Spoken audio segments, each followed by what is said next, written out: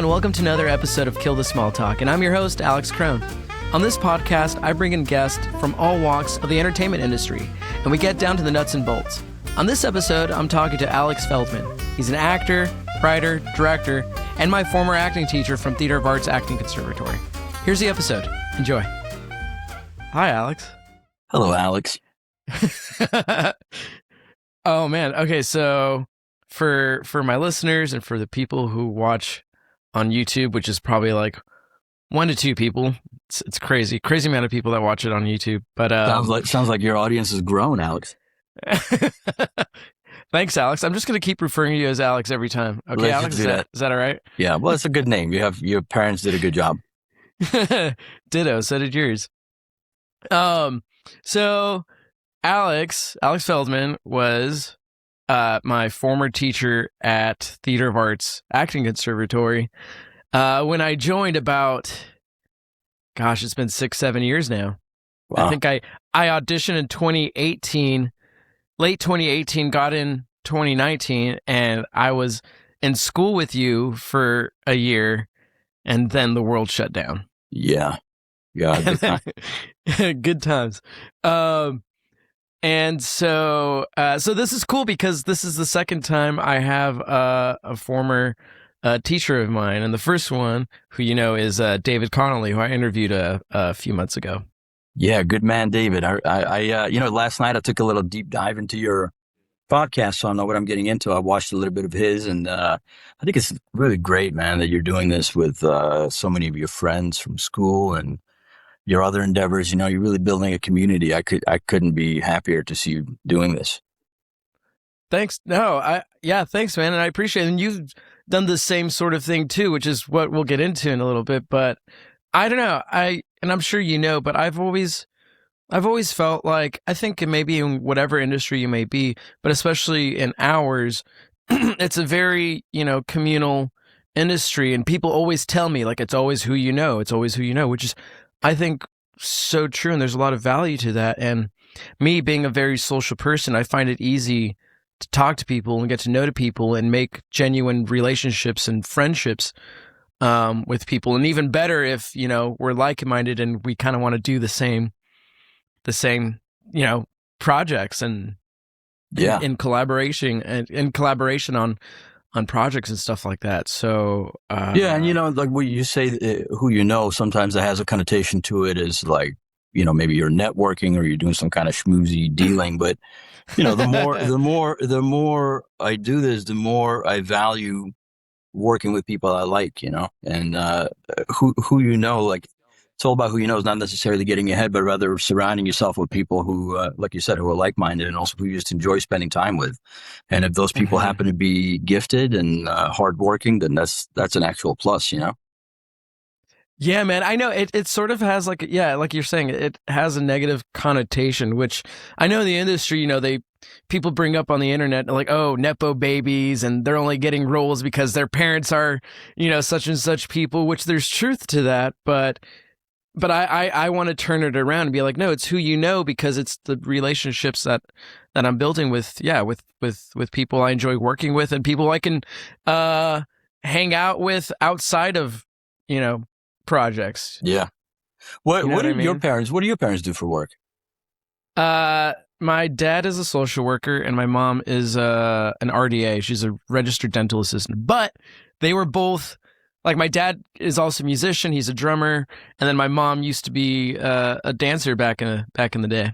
Oh, so okay, so it rubbed, not quite a Nepo baby, but it did rub off. And you work with your sister, I think, sometimes too, which I think is awesome, man. Working with your family and just building from there, it's pretty incredible, Yeah, man. Well, that's gonna be so. Okay, so we're gonna go back in time. And I wanted, so you grew up, you were born in Kiev, Ukraine. Yeah. Right. Did you, so I'm going to relate the question back to you. Did you grow up with a family of people who are also, creative? And did that, get stuck on you? Nobody in my family is in this industry professionally, but yeah, ever since I was a kid, like both my parents, especially my dad, was really into literature, and exposing my sister and I to books and to stories. And he never really censored. He would sometimes read out loud to us books that are really meant for like much older audiences. But I don't know. Yeah. I'm not sure. I'm not sure if that did more damage or more good. But I'm grateful. And also he's my dad's an art collector, and so a lot of uh, a lot of talk about artistry and about self-expression through art was around my household for sure, Mm. but so far I'm the only one that's really gone on to do it professionally. Although my daughter now is kind of, taking over. She's singing all day long. She's doing musical theater. She's dancing. Since she was born, So who knows? Maybe it's going to go on. That was going to be a question for later on. I was going to say, what do your kids think about having an actor dad? And did they get bitten by the bug? I can't even, first of all, having an actor dad, I think it's more weird to me than to them. This is all they know. All they know is, like, my wife is in the industry as well, so all they know is their parents doing this. And so it's just like any other family at the age that they are right now. It's probably just, hey, it's something my parents do. And they don't find it very fascinating or cool or anything like that. It's just, most of my friends are actors or filmmakers or writers or something like that. And so it's just an environment they grow up in. It's definitely weird for me. Like, we live in LA. My kids are born in LA. When I was a Hmm. kid, Hollywood or anything like that just seemed like a different planet. But my kids this is where they are made, So, and Hmm. then in terms of getting the bug, my daughter, I think she was born, like, my wife and I always laughed that she used to cry as an infant and just her cry would turn into a song. So I don't even know if she got the bug. I think she was just sort of What? just arrived with this self-expression. So I don't know. I don't know if it's a bug, but it Would looks you? like she has something going on. Would your wife maybe sing to her as she was like in the womb? I see that a lot with like Yeah. mothers. They like, they'll rub their belly and they'll like sort of soothe to calm the Oh, child, and they'll like there's a sing a lot of song. music in my house. There's a lot of music in my house, and I'm the only family member that doesn't play any musical instruments. Although I've played musicians on TV. I would say, yeah. If I was a casting director, I'd cast you as a drummer or like a. I've had a guitar strapped to my back many times on stage and on TV, and fake it till you make it. I don't really play it, but my kids and my wife do play, and music's always been around. So whether it's my wife singing to my daughter when she was in her belly or just music playing, her taste in music is very eclectic. She likes all the she's 10 years old now, right? She likes the Mhm. usual suspects for a 10-year-old, your Olivia Rodrigos and your Yeah. Katy Perry's and all that. But she also likes like Elvis and Johnny Cash and Dolly Parton. So she just gravitates towards whatever speaks to her, and we let it happen. We encourage it. Yeah. No, seeing, I'm like, I think, going back to like our parents, and my parents aren't in the industry, but they are people who love and enjoy art, whether it's going to the movies or going to see a live, music show, or going out even just dancing. Like my mom said, they love dancing. Oh, that's And nice. so we'll do that. And sometimes we'll just have gatherings just because, and then we'll just dance. Like And the we're whole not family's celebrating a dancing. birthday. The whole family, Oh, yeah. I love it. I love it. Especially my grandma, man. She's 72, but she doesn't act 72. She acts like she's like 32. Oh man, to have that in your family, that's amazing. That's a gift. Soak it in, It's, Alex. Soak it in. That's good stuff. yo, seriously. And then, and you're right. Like growing, like I was saying, like you with your children, I was born and raised here in LA.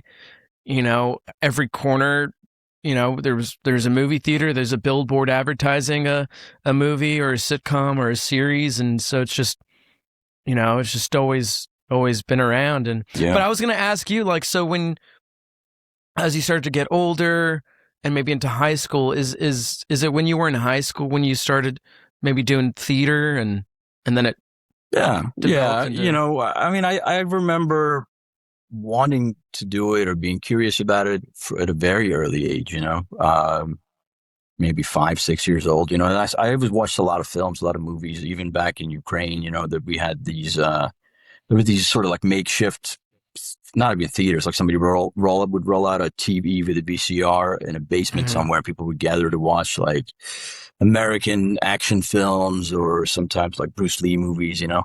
And man, I loved it. You know, I went every chance I got. So watching movies has always been a part of my childhood and part of my upbringing. But like seriously considering doing it as a job never crossed my mind, just because it just seemed so far fetched. It didn't seem like a real thing, you know. But I did in high school. A story that you probably hear from a lot of actors. You know, followed a girl into an audition for a high school play, and when I got there, looked around at the people who were already doing theater, and you know, within minutes, I was like, "Oh, these probably are my people. This feels like my people," you know. And then you know, going after high school, going into college. I wasn't really sure what I wanted to do. I definitely was thinking about acting. But it wasn't until I got into a conservatory in New York that I started to see that people are very serious about it, and that, you know, I started meeting people who were doing it for a living, people who were older than me. I mean, I was pretty young, you know, and then it was the first thing that I really got serious about, you know, the first thing that I really paid attention to, and applied myself to, the things people were teaching me at school. And, you know, a little bit of luck on my side, got some work right away. So, yeah, that's the story. But I definitely remember a curiosity about film and theater at a very early age. When you were at this conservatory in New York City, you would have been about 18, 19 years old? Yeah, but I think I think I had just turned 18, or maybe I was still 17. Oh my gosh. Yeah. And right from Ukraine No, to no, the no, no, US? no, no. I came to New York as a kid. I was 10 years old when I came to New York, and Oh, okay. lived in the city in Queens, lived there for a couple of years. Then my family moved to Jersey. I was in Jersey for a while. And then I moved back into the city on my own once I started going to school there. Oh, okay. So I was definitely already, you know, an Americanized kid, you know. Ukraine is my roots, and something I hold very, very dear to in my life, you know. But New York gave me East Coast, New York, Jersey gave me a sense of adult identity. Yeah. Now I've been living in LA so long that I'm an Angelino, but you know, New York is in there somewhere. New York City feels like one of those cities that turns you into an adult real quick. It's a good place. I mean, everything, you know, it's like when you leave your house, everything you're doing in New York feels like you got to get through it. You just got to make it. You got to, you know, you just get hit in the face with the city when you step outside. I think everybody should live there for a couple of years just to feel it, you know. I would It's absolutely love to. LA is amazing. I like it here a lot. But I get back to New York a lot. There's some part of me that feels very calm and at ease when I'm in New York. Really, I don't know. I get anxious living out here in LA. I can't imagine what it would be like living in New York City.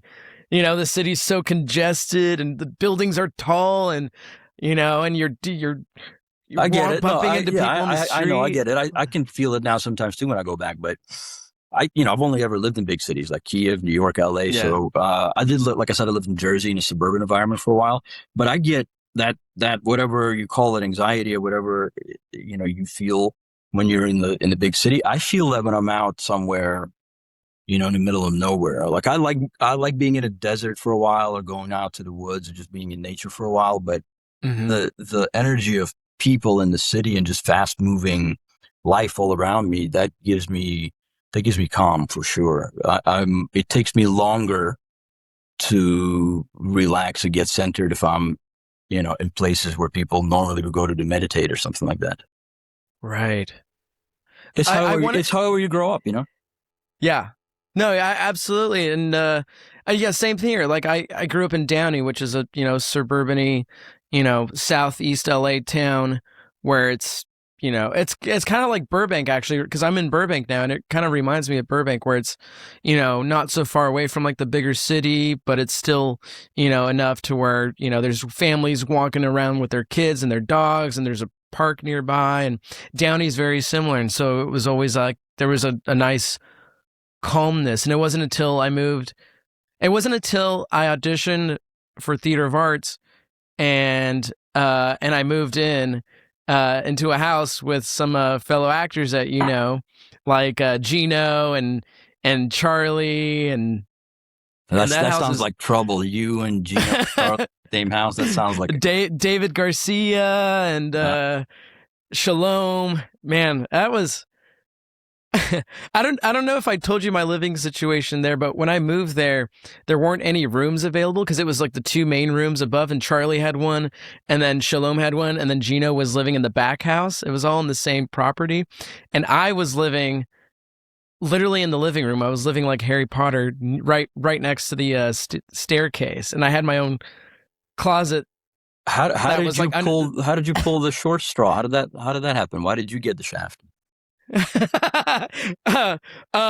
Because they needed someone to help, making the last bit of rent, and I needed a place to stay. And I had just met Charlie at a comedy show that David put on at the Arena Theater, Mm-hmm. and him and I clicked instantly. We both. I was inside the theater, and Charlie walks in with Seinfeld memorabilia. It was like coffee mugs, I believe, that had the characters from Seinfeld. I was like, dude, you love Seinfeld too? He was like, did we just become best friends? And then that was it. And then and then he was like, dude, we're looking for someone else to move into our house, and if you need a place to stay, it's only 2 metro stations away from Theater of Arts. So we all kind of like, share the space together. It was like, all right.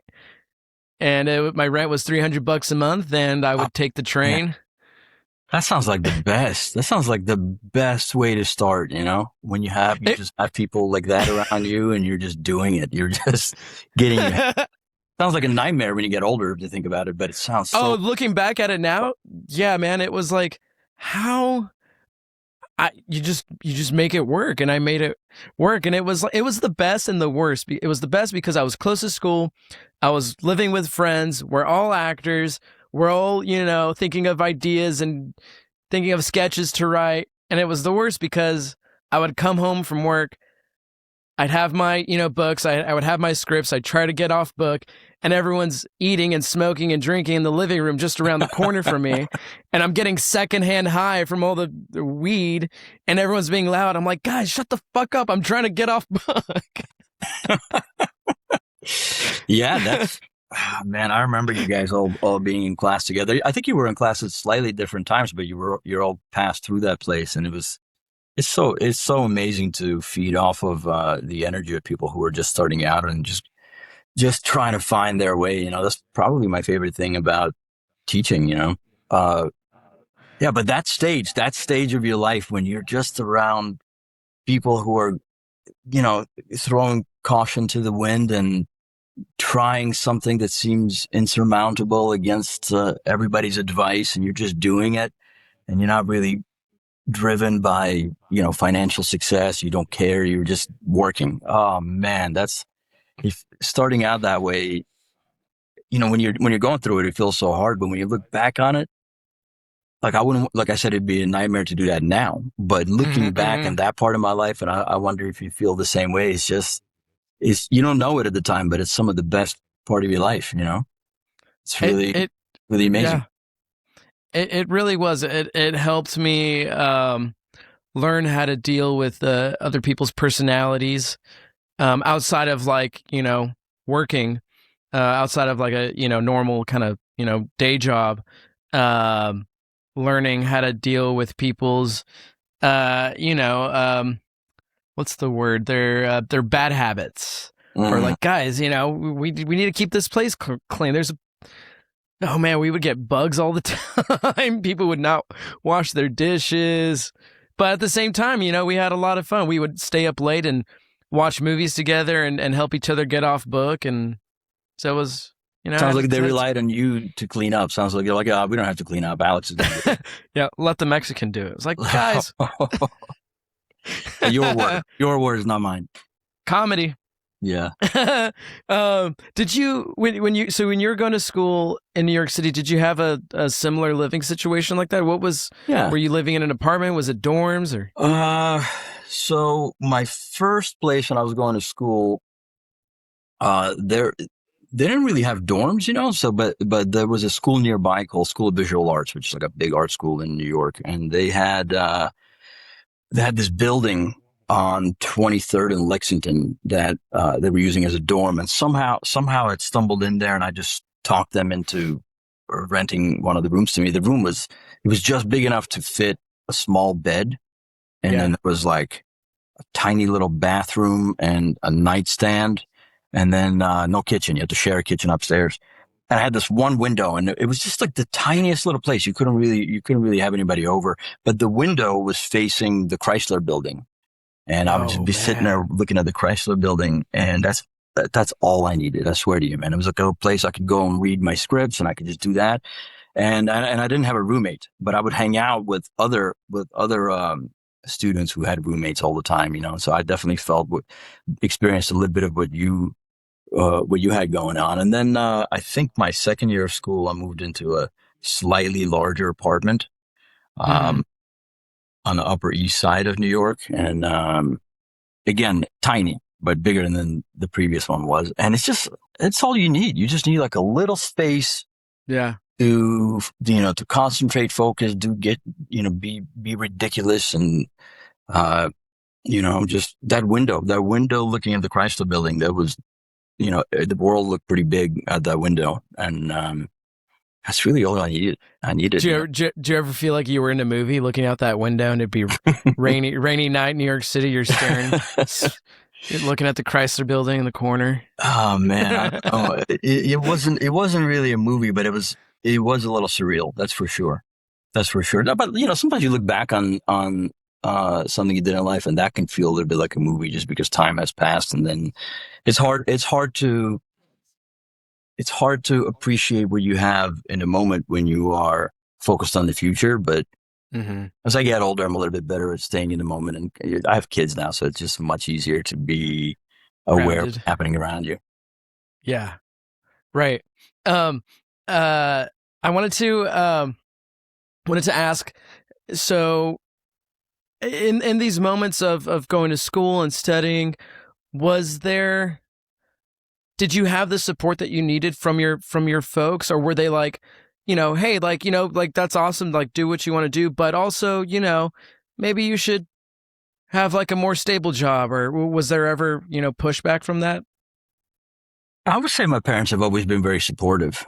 They're still now. That being said, I didn't think about that much, Now that I'm a parent, I think about it. I think about what it must have been like for them. It was probably a little scary, I mean, they left the Soviet Union to come here. I don't know that they came to America with the idea that their son is going to just, do low budget black box theater in New York, or play characters who work in the Soviet Union, right? But I started, luckily I started working pretty much right out of school, and so when I was able to pay some bills, and they kind of saw that, okay, well, he's building a community around himself and he's taking it seriously, I think that probably gave them more confidence. But they've always been supportive, My parents, they've come to things I've done live, and they watch me in films and TV and stuff, and my dad gives me a lot of feedback, yeah, they're into it. They're definitely into it. That's my dad is similar. He he'll watch something that we do, or he'll watch like a sketch show that we'll do, and after the show we talk, and yeah, that was great, but then also like, hey, for the next one, maybe think of this, or try this. But he's always like usually pretty right. Like he gives great advice, and then we'll do it. And it works. I'm like, oh, yeah, thanks, Dad. You should be a creative director or something. You should listen to that guy. That's fantastic. Yeah. And so I wanted to talk about uh, theater of art. So, um, how did you get to work at Theater of Arts? Was it just like was it like an Indeed job you saw online, or No, did you know no. about the school somehow, and or did you know someone working there? Yeah, by the time I started working there, I had the privilege of teaching at a few different places. I got my first opportunity to teach an acting class when I was really young, like probably way too young to actually teach anything. But I needed a side job, so I took it. And but by the time Theater of Arts came around, I'd bounced around a few places, and then I started Mm-hmm. my own school. I had this. It was less of a school, more of a community for actors. It was called For Actors by Actors. Right. And through doing that, I met this amazing man named Amir Karangi.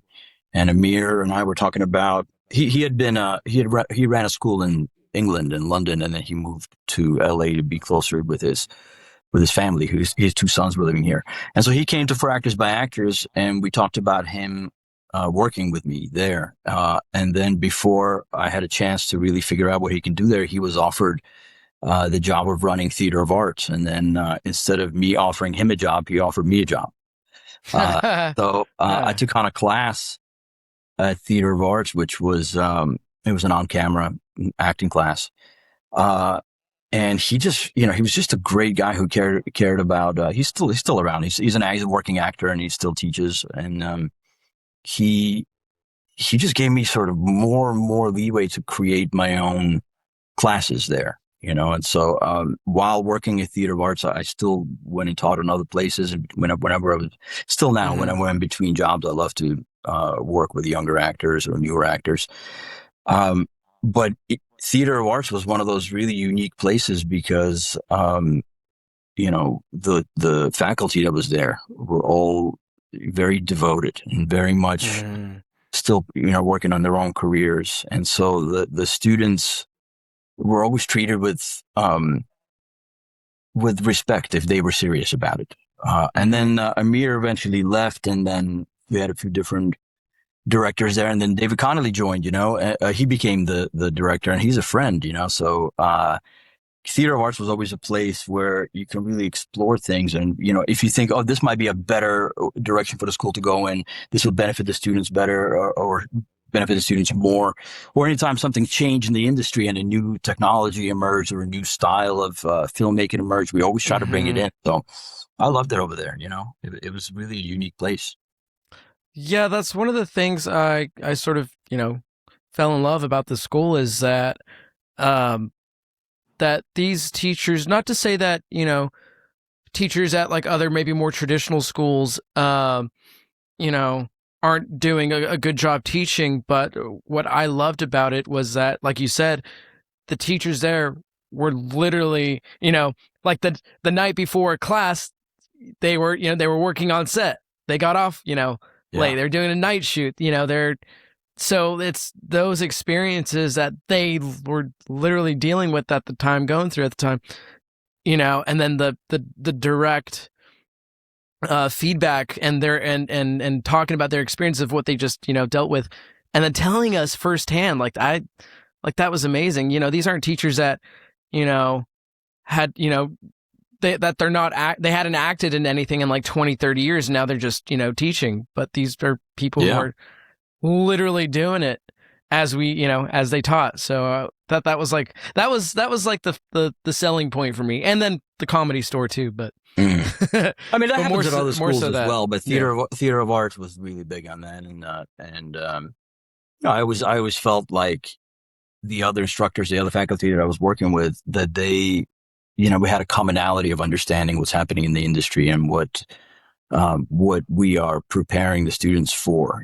So um, I'm still very friendly with a bunch of the faculty from Theater of Arts. In fact, I just worked on something where, do you remember Nicolette Chaffee? Oh yeah. Love Nicolette. Oh I yeah. brought her in. She was kind enough to come and perform in something I recently wrote and produced. So That was yeah, the matinees, right? matinees. Yeah, yeah, yeah. That's making the rounds at festivals starting March, I think, March or April. Um, but yeah, I mean, David and a bunch of other folks that I still very much collaborate with. Sometimes it's just as a as a teacher, sometimes as an actor or director or whatever it is. But same with students. There've been quite a few students that I work with now, that's a gift, to have some in Right. the classroom and then be on set with them. That feels very good. From teacher to student to colleague. Yeah, you know, who can ask for more than seeing, being present for that progress and that, Yeah. then you also, if you work, it doesn't matter if I'm an instructor and they're a student, the fact that we have worked together before and we have a common language, that just cuts through so much when you're working on set, and then I'm going to assume that a student working with an instructor, that they're going to come prepared. There might be some nerve going on, so they're going to come prepared. So that's always. I know Alex is going to ask me about those terms. Oh my god! Nah, you were all right. You were always focused. You were a good. He's gonna ask me what striking means, or actually, Nicolette was the person that inspired me to turn my relative's World War II story into a short film. Oh, really? Yeah. So I think this was like towards one of the end of the years. I think this was towards the end of the of my term in 2018, and I mean, so a school like that, your term. So for the listeners, this conservatory was a 2-year acting conservatory, and it was divided into terms. They were about like 3 months each, and then you would take like a month break for for Christmas or Thanksgiving or what have you. And so anyways, my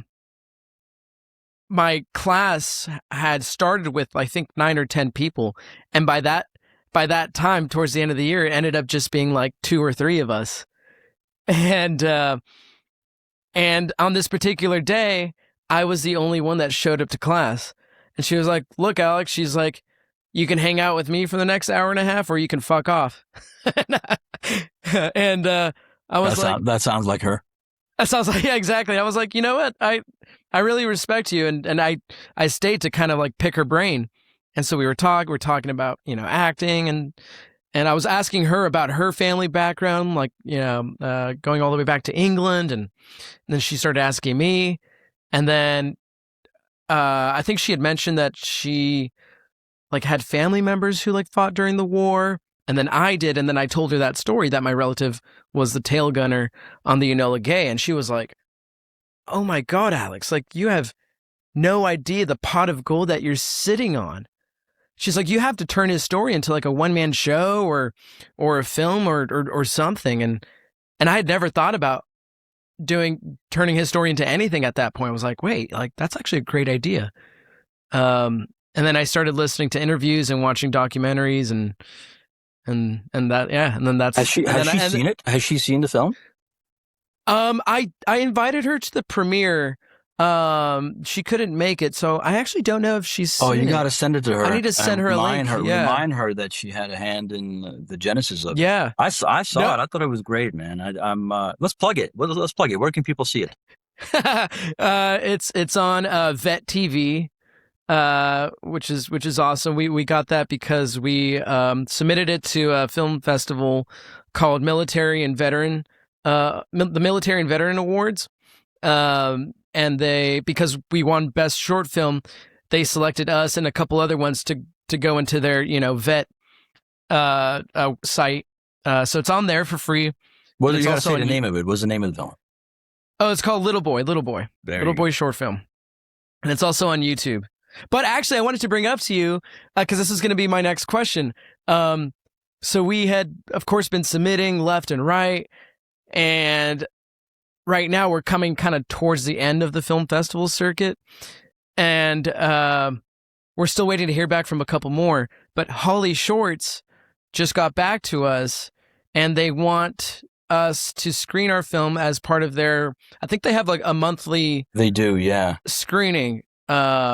We didn't get into like the main one that happens once a year, but we got into their monthly one, which is awesome. That's great. Actually, in the podcast that in the episode where I interviewed David, I had mentioned to him, he was like, which festivals did you guys submit to? And I mentioned a few, and I mentioned HollyShorts. I was like, HollyShorts, I was bummed out. Like, everyone talks about how great that was. We didn't get into it. And he was like, oh, Alex is connected to them. You should talk to him. Yeah. And then, and then we got an email. What's your connection to them? I didn't know this. Oh man, I've known those guys for so long. So HollyShorts, for those people who might not know, is one of the greatest short film festivals in the world. Really, it's a Oscar Academy Award qualifying festival. It takes place in August at the Man Chinese Theater here in LA. But the guys that started it, I knew them. I played basketball with them like 20 years ago. What? Yeah, in Burbank, actually, where you no way, small world. And one of them was working for Lionsgate. And, I remember after a game one time, he was talking about, I'm going to start a film festival, with a couple of friends of mine. And then I remember he would get all these DVDs and he would be sitting in his apartment looking at DVDs. And I just... I kept thinking, like, what are you doing, man? You have a job, you got a future. What are you doing? And then little by little, it kept growing. And, I kind of stayed by him, stayed in his circles. And I just witnessed it grow and grow and grow. And, I was making my own projects with my own friends. We had so many mutual friends, and we would play our projects there. And every year I would arrive and just see it becoming bigger and bigger, and the quality of the films were just becoming so good. And now it's become one of the premier festivals here in LA, and I'm still very close with the founders. And the monthly screening you're talking about, they have a variety of monthly screenings. And when I was running For Actors by Actors, one of the monthly screenings was dedicated to members of For Actors by Actors. And so we brought in a bunch of theater of art students in there as well. And they dedicated an entire screening at the Man Chinese to student films made by our students, which was incredibly generous, but That's awesome. we can talk later, not necessarily on the podcast about getting involved with them. But any filmmaker out there would be lucky to have a home at HollyShorts, and I'm a big fan and a big long-time collaborator with them. Yeah, no, that's awesome, man. Yeah, and as soon as, because I was, when we didn't hear back from them, I was, oh man, because the same thing. I knew how big they were, and everyone talks about them. And my director was like, don't sweat it, dude. Like, there's gonna be other film festivals, and it's not the end of the world. And then a month later, we get an email from them. Hey, that's we really want you to great. screen at our monthly screening. That's really great. And there's so many festivals out there right now. I mean, if you have a project you believe in, it's going to find a screening somewhere, But HollyShorts is a solid one. We just screened something there this past August, a series that I'm developing, which also a bunch of our students came in. A few were on the crew. Your friend Juan De La Rosa was in it, So it's still a collaboration that I'm very happy to have, with the guys at HollyShorts. But there's a lot of festivals out there, some really great, some, great for an opportunity, but not necessarily something to be upset about if you don't get into them. Right. Yeah. The festival circuit has become just a major business. So if you got a project, if you believe in it, it's going to go to Film Freeway and find a home for it. Yeah. And actually, not only are you an actor, but you've written projects, like you were saying, you've made projects yourself, but you've directed a few too. Like for myself, like I still want to be a working actor, but I found that in making my first short film that I have a love for producing, and I didn't know I really had that skill. I guess people were telling me, like, oh, you're good at talking to people, you're good at finding out what resources you have and what you can use and who you can call and ask for a favor, and but after making this first short film, I found that not only do I enjoy acting a lot, but the producing aspect and maybe even directing some in the future. And actually, you directed the couple sketches that we wrote at Oh, that was so much Theater of fun. Arts at the museum I was working at. Yeah, we were stealing shots on Hollywood Boulevard. I'm not even sure if the school knew we were doing that, but we remember that we went out. I didn't I have you run onto one of those double-decker buses at one point. We weren't. Yeah, we got close to them. I think we ran up to them. I was holding my fake microphone, and we got in front of the I think it's called the Big Red Hollywood, exactly. Hollywood bus. I knew the people working there, but I think the bus was busy, so we were just able to get a shot.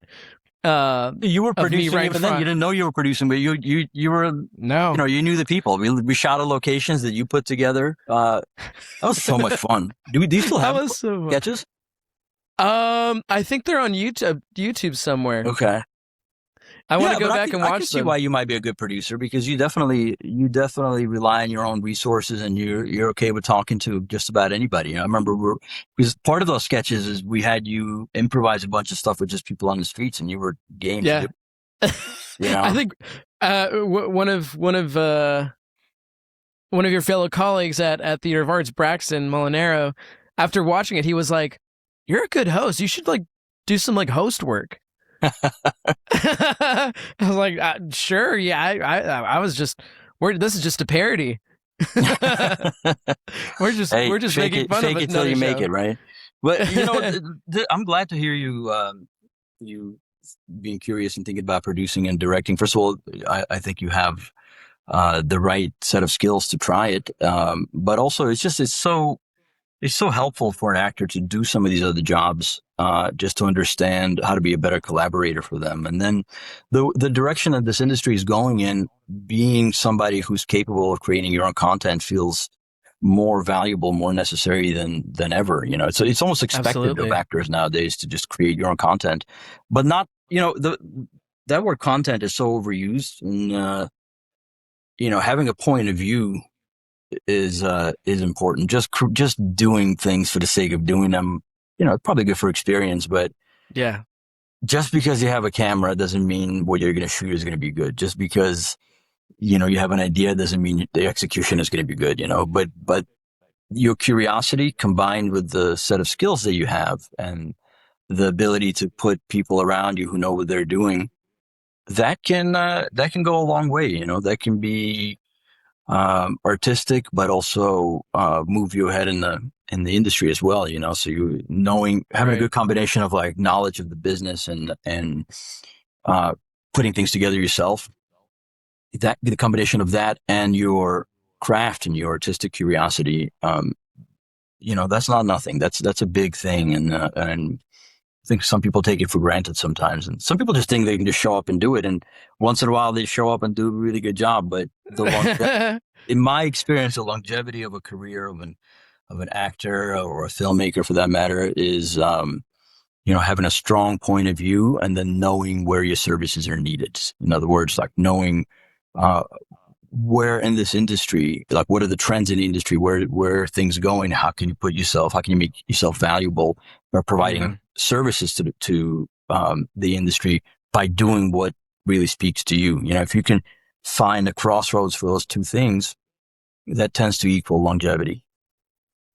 Yes, I totally agree, and I think that was I think it was from you, where the thing I took from your class was don't just be an actor.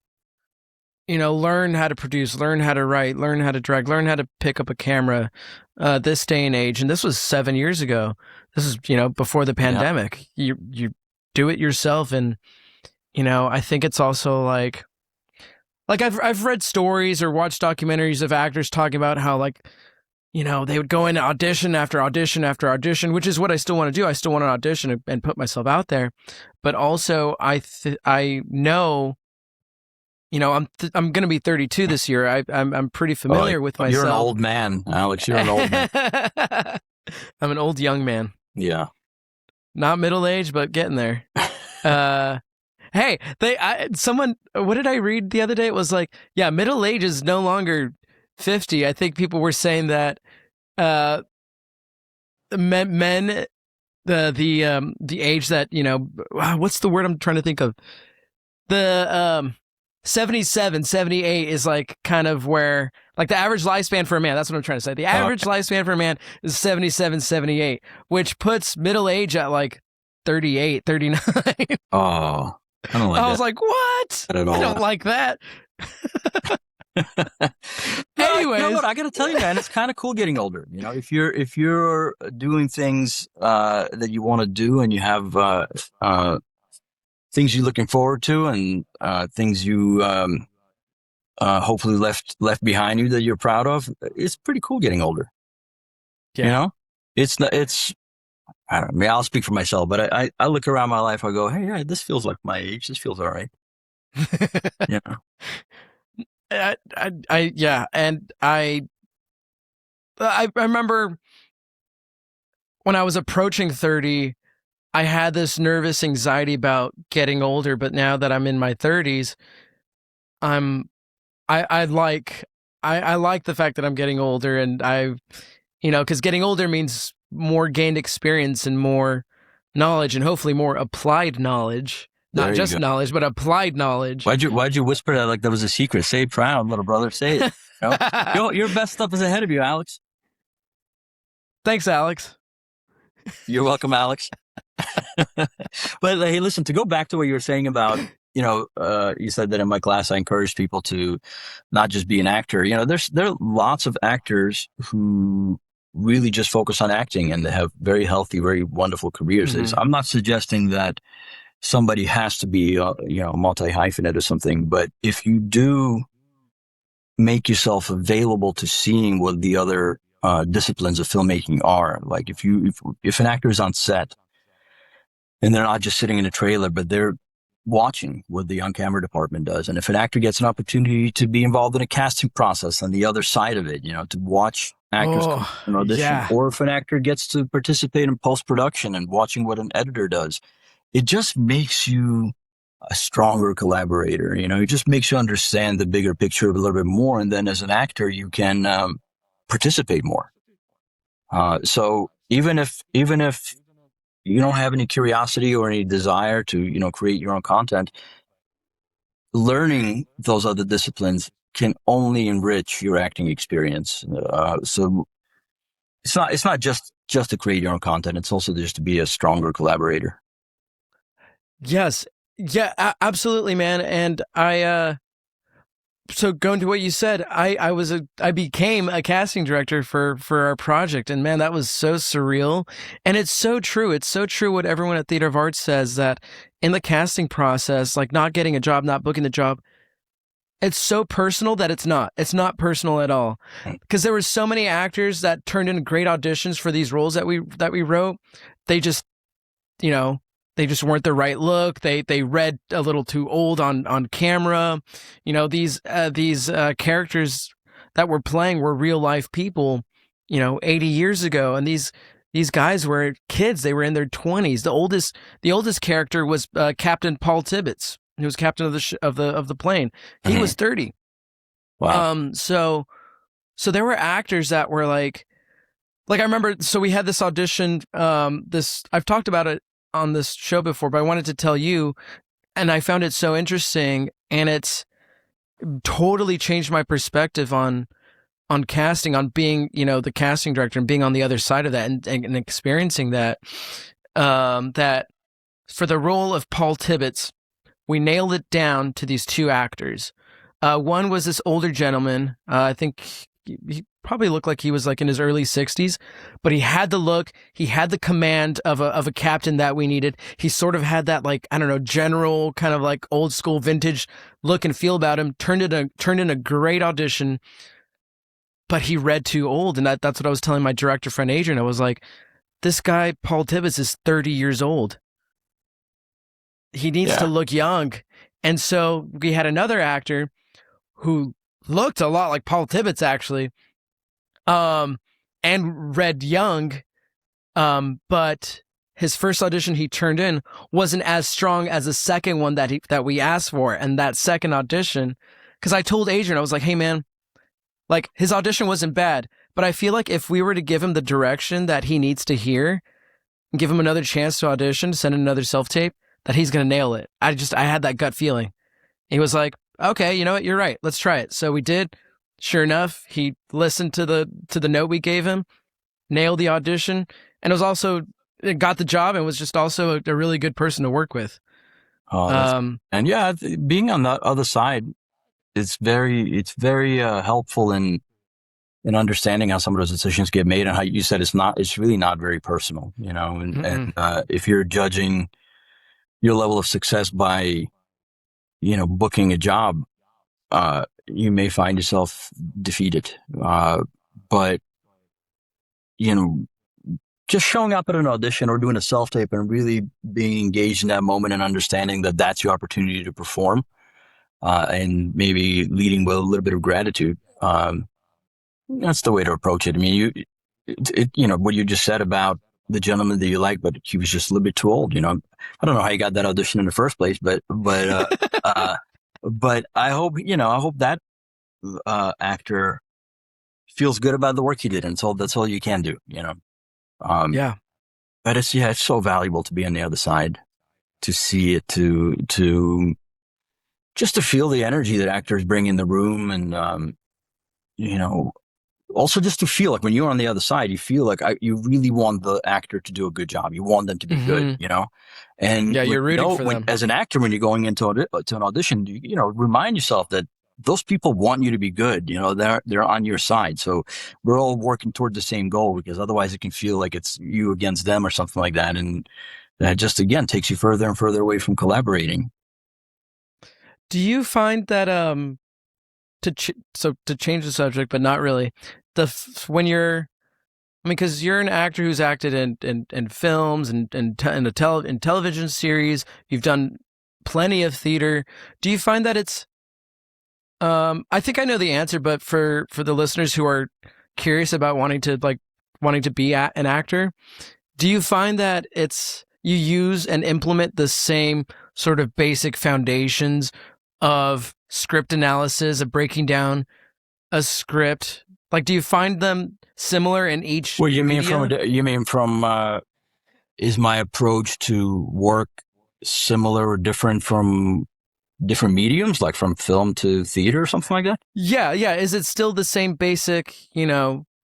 foundation techniques that you use, that you apply for all, for all I mediums? want to say yes. It's from a point of view of, uh, you know, taking something from the page to performance. Yes. But I don't know how often I really think about the process. You know, uh, certainly when I'm teaching, it's a really good idea to equip people with some tools like script analysis and, you know, some structure, some understanding what Mm-hmm. your character wants, where they're coming from, what the circumstances are, you know, what the various relationships that they have are, what, you know, what they want in any given moment, things of that nature. But I mean, every time I have a new job, they're all a little bit different. You know, there's some Mm-hmm. similarities in terms of how you approach them, but they're all unique because they all tell a unique story, and you know, they're coming from a different point of view. So there's no, I think maybe the lack of consistency of how I work is the consistency, is the, I don't know if that makes sense, but is the comfort zone. So Mm-hmm. what I carry with me, from whether it's like a video game or even, or, you know, uh something very low budget and small, or something much bigger with a huge cast, with, you know, network television or independent Mm-hmm. film, or like whatever the size of the thing is, Mm-hmm. each one has a uniquely different thing to it, because you're working with different people, you're working with on different materials. So Mm-hmm. uh the you know, earlier I was alluding to curiosity, which you seem to have a lot of, which is great. I think that's the most consistent um tool that I bring with me job to job, whatever the medium is. Right. The kind of the desire to discover something, and then be open to the experience of making it informing you in some way, you know. And the level of preparation, I think, is usually at a pretty consistent level. You know, sometimes you don't have a lot of time, sometimes you have more time, but if you show up really, really prepared, and then kind of leave yourself open to seeing where it might take you, Mm-hmm. that's the consistent thing that goes along with me job to job, and it doesn't matter what even the genre doesn't matter at that point. It's some of the technical things require some preparation and some craft. Yeah. But yeah, the fluidity of filmmaking really informs what the thing's going to be, what your experience is going to be on it. Speaking of which, you started for actors by actors. Can you talk to me a little bit about that? Because even I'm curious myself, and after all these years, I'm like, man, I should join. Well, look, there's during the pandemic, we shut down most of it. We still have a couple of events bouncing around, but the idea behind it was, I was spending like half my time on sets and half my time at schools, and really wanted to kind of bridge the gap between the two. And so, what you and I have been talking about for the last, I don't know, however long, hour almost, 55 minutes. yeah, is the idea of collaborating and empowering the actor a little bit more to participate in the process in different ways. I found the same desire coming from filmmakers and writers and editors and sometimes even casting directors or agents, And so For Actors by Actors was an environment where people could come together to explore creatively, but maybe change their job. So maybe an editor could do some acting, an actor could do some directing. And we had all these sort of social events where you can do that. But we also had some acting classes and things of that nature. But it was just like a very community driven environment, with the idea that an actor is much more capable than they're given an opportunity to be. And I named it For Actors by Actors because of that. But what was interesting is that people from other disciplines really felt the same thing. Like we had a composer who came in and said, I'm always writing a score after, post-production after the film was made. It'd be interesting to get involved a little bit earlier. And so what we had him do is that we had some actors up on the stage improvising a scene while the composer was playing music. And as the composer would change sort of the emotional integrity of the piece, they had to be in tune with that and change their improv, So it was very experimental. That's awesome. But, the idea of it, that the community is definitely still very much alive. I'm still, David Connolly and I are building some new things together to reinvent that. And I don't know, just like you, there's always a group of actors I'm around that are willing to, that are wanting to explore and just, do things that are limitless and don't exist within the given professional structure. That was the whole idea behind For Actors by Actors. And it's, we're still doing it. We're still doing that part. So yeah, come and play, Alex. I would love to, and for listeners too. Yeah, they gotta check out your work, check out your stuff, and man, I have a whole list of other things that I didn't even get to ask. Because same thing like David's episode. I just delved so deep into the conversation that I was like, David, I had like 600 questions for you. I did not get to ask one. I did ask you some of the questions I had prepared, but I still have a whole That's all right. We got. More. I think whatever needed to be said got said, right? Yeah. No. Yes. Real quick. So this is we've reached the end of the episode. This is the part where the artist gets to create any projects that they have coming up and what we could look forward to and where we could see them. So. Oh, is this the time to Here's your moment. Plug? Oh, okay. Yes. Well, I'm working on a video game right now. That's mostly shot in Europe and some here in LA. But I don't know how much I can say about that because I'm still working on it. So just stay tuned for that. But I do have a couple of my own projects that we kind of loosely talked about. I'm developing a series called All the World, which is a comedic series that's being shopped around town right now. And then I did shoot Matinees, which is a short version of a feature that I'm developing. And any of your old classmates or any of your pals listening should come out and check it out. We're going to be playing at, I think, 3 different festivals here in LA over the next couple of months. And I don't know when you're planning to put this out, but I'm going to think put some next week. information on my Or website this week. this week. So people can go check out alexfeldman.info, and there's a news section. I'm going to put all the screenings there so people can come out check out that film. I'll probably do it on my social media as well, which is at Feldman Alex. And that, that was a collaboration of students and professional actors, and I couldn't be happier with how it came out. One of my really good friends directed it. This very talented man named Jacob Strunk. Jacob Strunk, that's right. I wrote it, and I'm in it. And that project is something I'm passionate about that's going to hopefully have a much bigger future, but this is the little nugget from which it's born. So come check out that baby. All right. Well, there you have it. Nice to have you, Alex. Good to see you, Alex. Thanks for being on, Alex. It was a pleasure talking to you again, Alex. This was a blast, Alex. Thank you. I'm really excited for you, for all the things you're doing. Keep it up, all right? Same here, man.